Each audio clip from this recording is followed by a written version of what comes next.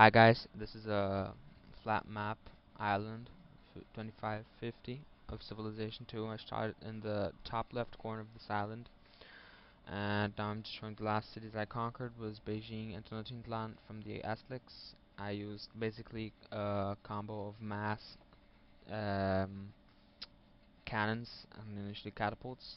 So I'm just ending my turn here now. I'm just showing a bit the island.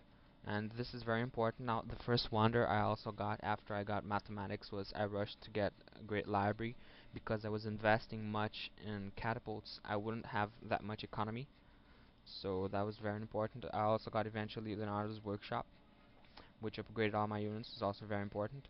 I basically pumped out catapults from my towns. So here you can see London where I started. I built Hastings, I built Nottingham, Canterbury, and you can see I started very close to the Japanese, where you can see Osaka, and you also can see Minsk from the Russians, so it was a really small map. I found them really early, so I had to expand really fast. I used basically these four towns and York, which is also to the left, as to begin my, so you can see that the Japanese also, so I just pumped out, and here you also can see that from other towns I will show now, I basically just kept pumping cannons, and you can see our pumping units. Now all of these are also, musketeers are also upgraded because of Leonardo's workshop, which is very important. If you're going all out military units, you need to have this upgrade, or else you will be stuck with phalanxes, which are very vulnerable. Here you can see the cannon, we can show their attack now.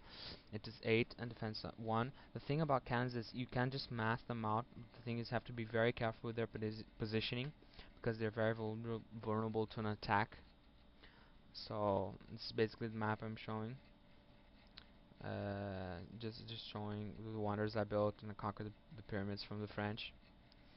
And this is now the map. Here you can see London, Nottingham, Hastings, Minsk, and the map is really small. And now I'm going to show the units I have. I have 30 active cannons, 90 in production. Most of my cities just pumping them out. I have many musketeers also because of the many units I have conquered, like phalanxes, legions, archers, all which have been upgraded. Pikemen also placed a very important thing here. I also strive to get feudalism because of the elephants many of the computers usually use, and also settlers are important, and unit was important in the beginning of the map, not much now, but it very much in the beginning was diplomats, because although I invested much in military, I had money. So this is just showing really quickly the civilizations I conquered. Russians were the first, and you see,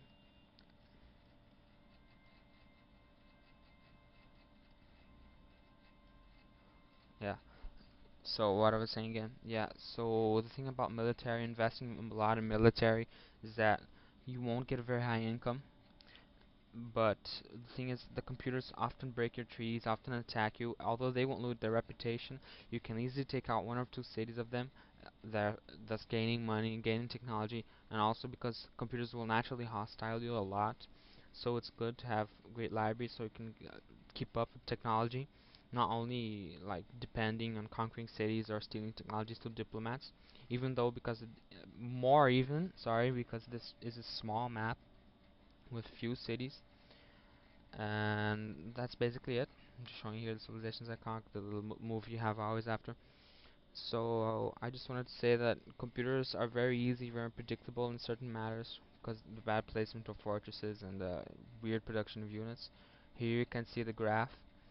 In the beginning I was always ahead, I guess, because of mass production of units. You get points here.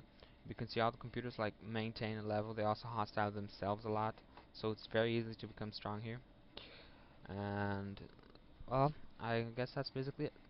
Showing the wonders, the pyramids. Although there were only 3 wonders, which really surprised me, because computers have the tendency to build wonders in their cities, but they have very few cities, because I guess because of the small map.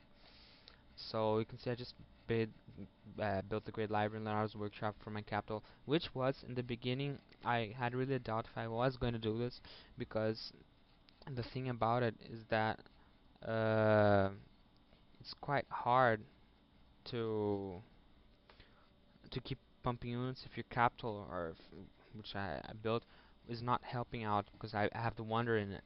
So it was very important to capture cities early. That thus it's easy to have computer hostile. Just keep units in it, keep pressuring and demanding. After you conquer a city, it's also important to demand gold because the computer will usually pay you gold, and that's the way I also got gold to able to keep building units and buying cities with diplomat. That's also the thing I also did. I never let cities die.